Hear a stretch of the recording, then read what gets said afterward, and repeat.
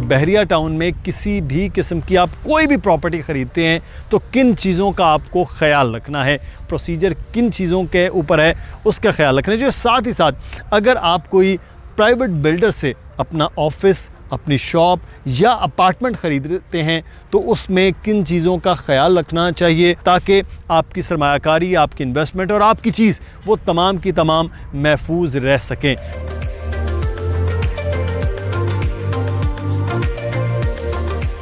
अस्सलामुअलैकुम, मैं हूं मुदस्सर इकबाल और बहरिया टाउन के मेन गेट के बिल्कुल सामने तौहीद स्क्वायर का खूबसूरत पार्क वहां पर।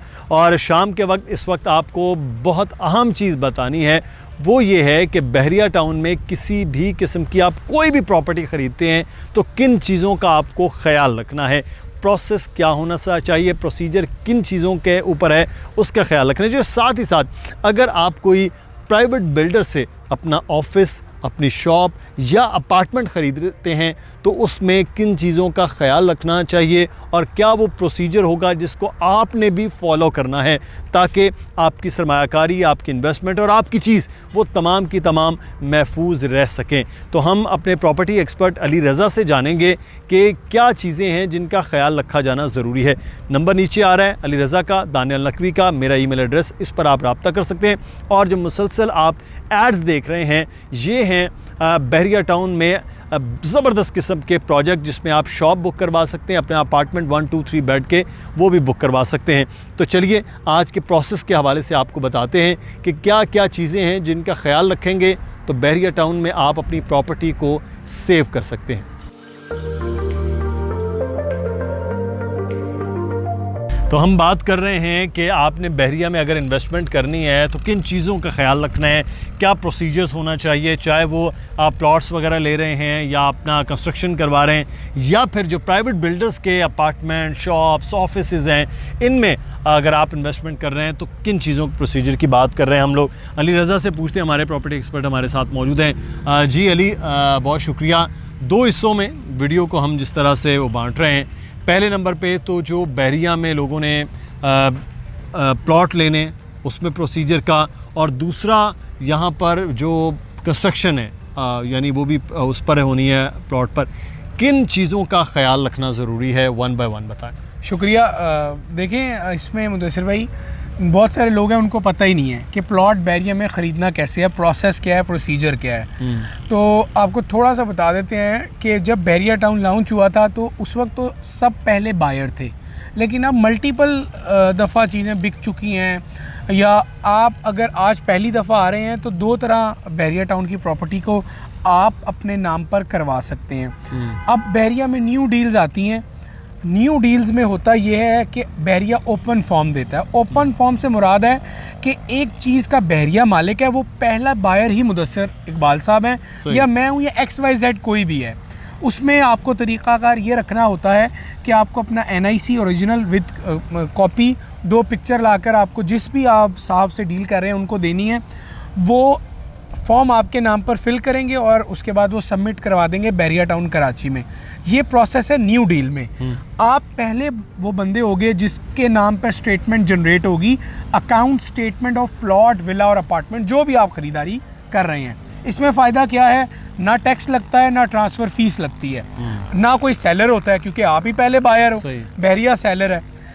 जो दूसरा पार्ट है वो है कि आप प्रॉपर्टी ख़रीद रहे हैं किसी थर्ड पर्सन से, किसी एंड यूज़र से, तो एक प्रॉपर्टी आपके नाम से मेरे नाम पर होगी। इसका पूरा प्रोसीजर मैं आपको बताने जा रहा हूँ। एक प्लॉट आपने ख़रीदा तो जो सेलर है ये उसकी ज़िम्मेदारी है मुदस्सिर भाई कि वो अगर प्लॉट है तो वो NDC अप्लाई करेगा। NDC 3 से 4 दिन जो वर्किंग डेज़ होते हैं, नो ड्यू सर्टिफिकेट, मतलब आप अप्लाई करते हैं तो बहरिया चेक करता है कि आपने जो नो ड्यू सर्टिफिकेट है वो तो आपने जो ड्यूज़ हैं वो सब क्लियर हैं। तो 3 से 4 दिन का इस टाइम ड्यूरेशन में वो आपको एक लेटर जारी करता है कि बिल्कुल जी ये प्लॉट ट्रांसफरेबल है। अगर आपके प्लॉट आप ख़रीदारी कर रहे हैं और आपके प्लॉट की NDC अप्लाई हुई है और फिर निकल भी आई है तो ये समझे प्लॉट में कोई मामला नहीं होगा। सही।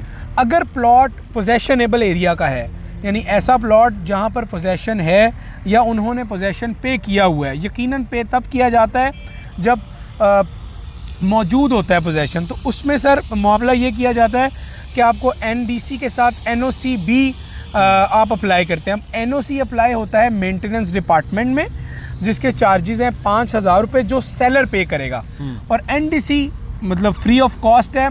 अगर आप NDC डालते हैं और ट्रांसफ़र नहीं होता, 20 दिन का टाइम टेन्योर गुजर जाता है, तो फिर आपको दोबारा NDC डालना पड़ती है, जिसके चार्जेस 1,000 रुपये हैं। ये तो पूरा प्रोसीजर है प्लॉट का। अच्छा, अपार्टमेंट और विलास का जो है उसमें भी क्योंकि बहरिया के है, तो उसका क्या फिर प्रोसीजर होगा? देखें, जो अपार्टमेंट लिवेबल यानी जो लोग रह चुके हैं, यूज्ड अपार्टमेंट या न्यू अपार्टमेंट सेल होगा या विला सेल होगा। वो किसी भी ब्लॉक का हो सकता है, 2 का, 10, 11, 27, 31, 35 या पैराडाइज विला। यहाँ पर मुदस्सिर भाई आप NDC वही प्रोसेस है जिस पर आप अप्लाई करेंगे। एक चीज़ बताना भूल गया, NDC में रिक्वायर्ड डॉक्यूमेंट्स क्या होंगे? सेलर का NIC जिसके नाम पर फाइल है, सेलर की फ़ाइल की कॉपी, ये 2 चीज़ें, और एक NDC फॉर्म है, वो आपको बहरिया टाउन से ही मिलेगा, वो आपने जमा करवाना है। अब विला पर आ जाते हैं। विला में आप जब आप विला सेल करते हैं या आप परचेज़ करते हैं, तो NOC के जो प्रोसेस है वो डिफरेंट है। एक तो आपको 5,000 रुपये फ़ीस अदा करनी है, दूसरा अहम वो ये है कि आपको अगर आप विला पोजेशनेबल है, आप रह रहे हैं, तो आपको जो बिल है, इलेक्ट्रिसिटी बिल, मेंटेनेंस चार्जेस, ये आपको पूरे ज़ीरो करेंगे तो ही विला ट्रांसफ़र होगा।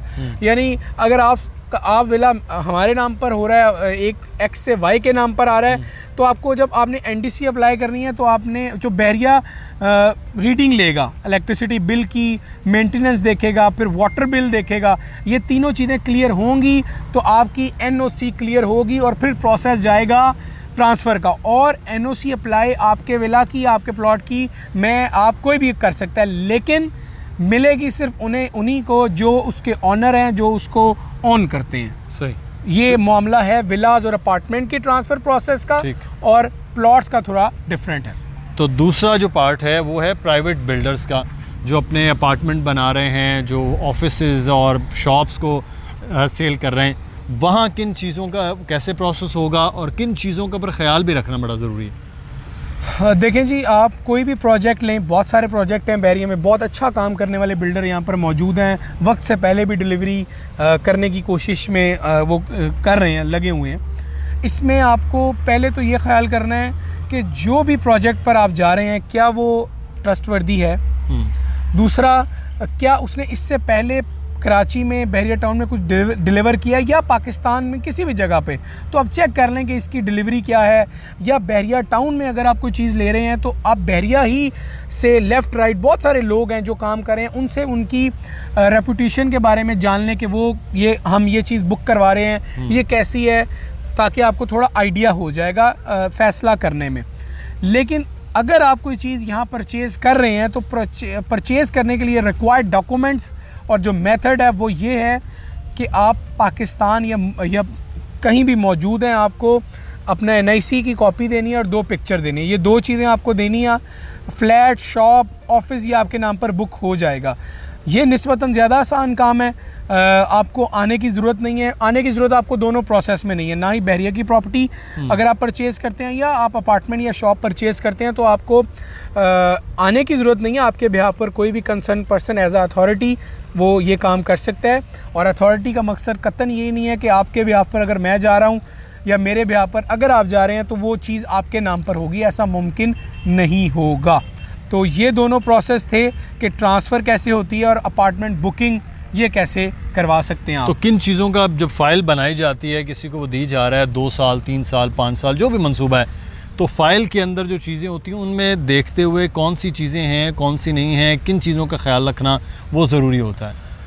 देखिए, सबसे अहम काम वो ये करना है कि आपने जब भी ट्रांजैक्शन करनी है, आपने जिस भी कंसल्टेंट से आप बात कर रहे हैं, आप उनसे पहले मुकम्मल इन्फॉर्मेशन लें कि चीज़ क्या है, डिटेल्स क्या हैं। उसके बाद अगर आपका कोई कंसर्न पर्सन है तो आप उनको उनके ऑफिस भेजें, नहीं तो आप उसको ऑनलाइन ट्रांजैक्शन करें, उसका रिकॉर्ड रखें और रिकॉर्ड के तौर पर ये चीज़ आप उनको भी व्हाट्सएप करके एक्नॉलेज करवा दें।